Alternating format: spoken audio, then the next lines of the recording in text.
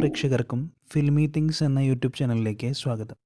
വ്യത്യസ്തമായ കഥകളും കഥ പറച്ചിൽ രീതികളുമാണ് ഇന്ത്യൻ സിനിമയെ മറ്റു സിനിമകളിൽ നിന്ന് വ്യത്യസ്തമാക്കുന്നത്. സൗത്തിലെ ഓരോ ഭാഷകളിലും ആദ്യമായി 100 കോടി നേടിയ ചിത്രങ്ങളെക്കുറിച്ചാണ് ഇവിടെ പരാമർശിക്കുന്നത്. വിജയം മാത്രമല്ല, സാംസ്കാരികപരമായും ഈ ചിത്രങ്ങൾ നാഴികക്കല്ലുകളായി മാറി. ഹിന്ദി, തമിഴ്, തെലുങ്കു, കന്നഡ, മലയാളം എന്നീ ഭാഷകളിലുള്ള ആദ്യ 100 കോടി ചിത്രങ്ങൾ ഏതെല്ലാമാണെന്ന് നോക്കാം. മോഹൻലാൽ നായകനായ പുലിമുരുകൻ എന്ന ചിത്രമാണ് മലയാളത്തിൽ 100 കോടി നേടിയ ആദ്യ ചിത്രം. ആദ്യ ദിനം 4 കോടിയാണ് ചിത്രം കളക്ട് ചെയ്തത്. ക്രിട്ടിക്സിൽ നിന്നും മിക്സഡ് റെസ്പോൺസാണ് കിട്ടിയതെങ്കിലും വലിയ പ്രേക്ഷക സ്വീകാര്യതയാണ് ചിത്രത്തിന് ലഭിച്ചത്. 25 കോടി ബഡ്ജറ്റിൽ ഒരുക്കിയ ചിത്രം വേൾഡ് വൈഡായി 152 കോടിയാണ് നേടിയത്.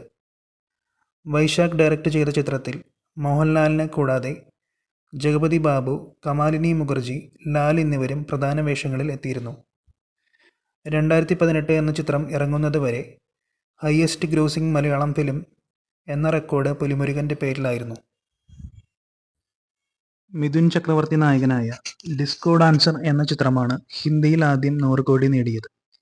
മ്യൂസിക്കൽ ഡ്രാമയായി ഒരുക്കിയ ചിത്രം സംവിധാനം ചെയ്തത് സുഭാഷ് ആയിരുന്നു. പ്രകടനങ്ങൾ കൊണ്ടും ഡാൻസിലെ പുതുമ കൊണ്ടും ചിത്രം മികച്ചതായി മാറി. ഇന്റർനാഷണൽ മാർക്കറ്റിലും പ്രത്യേകിച്ച് റഷ്യയിലും ചിത്രം തരംഗമായി മാറി. മിഥുൻ ചക്രവർത്തിയെ ഒരു ഡാൻസിംഗ് ഐക്കോണാക്കുന്നതിൽ ഈ ചിത്രം പ്രധാന പങ്ക് വഹിച്ചിട്ടുണ്ട്. തമിഴ് സിനിമയിൽ ആദ്യ 100 കോടി നേടിയ ചിത്രം ശങ്കർ സംവിധാനം ചെയ്ത് 2007 പുറത്തിറങ്ങിയ ശിവാജി ആയിരുന്നു.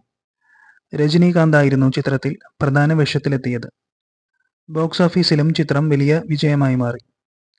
50 കോടി ബഡ്ജറ്റിൽ ഒരുക്കിയ ചിത്രം 200 കോടിയാണ് നേടിയത്. തമിഴിലെ ആ വർഷത്തെ ഏറ്റവും ഹയസ്റ്റ് ഗ്രോസിംഗ് സിനിമയും ഇതായിരുന്നു. ആക്ഷൻ, കോമഡി, റൊമാൻസ് എന്നിവയാൽ സമ്പന്നമായ ചിത്രം തമിഴ് സിനിമയുടെ ഗതി മാറ്റിയ സിനിമ കൂടിയായിരുന്നു. രാജമൗലിയുടെ സംവിധാനത്തിൽ രാം ചരൺ, കാജൽ അഗർവാൾ എന്നിവർ പ്രധാന വേഷത്തിലെത്തിയ മഗധീരയാണ് തെലുങ്കിൽ ആദ്യ 100 കോടി നേടിയ ചിത്രം. വ്യത്യസ്തമായ കഥപറച്ചിലും വിഷ്വൽ എഫക്റ്റുകളും ബ്രഹ്മാണ്ഡ സെറ്റുകളും ചിത്രത്തെ സമ്പന്നമാക്കി.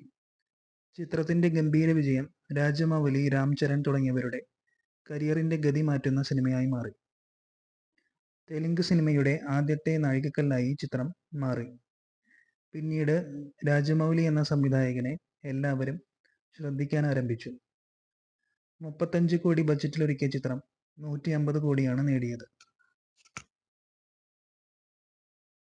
കന്നഡ ഇൻഡസ്ട്രിയിൽ ആദ്യമായി 100 കോടി നേടിയ ചിത്രം KGF ചാപ്റ്റർ 1 ആയിരുന്നു. 2018 ചിത്രം തിയേറ്ററുകളിൽ എത്തിയത്. പ്രശാന്ത് നീൽ ഒരുക്കിയ ചിത്രത്തിൽ യാഷ് ആയിരുന്നു നായകൻ. ആക്ഷൻ പാക്ഡ് പീരിയഡ് ഡ്രാമയായി ഒരുക്കിയ ചിത്രം കന്നഡയിൽ മാത്രമല്ല ആഗോളതലത്തിലും വലിയ വിജയമായി മാറി. പാൻ ഇന്ത്യൻ സെൻസേഷനായി മാറിയ ചിത്രം 250 കോടിയാണ് വേൾഡ് വൈഡായി നേടിയത്. റോക്കി ബായി ആയി യാഷ് എത്തിയ ചിത്രം രവി ബസൂറിന്റെ സംഗീതം കൊണ്ടും വേറിട്ട് നിന്നു.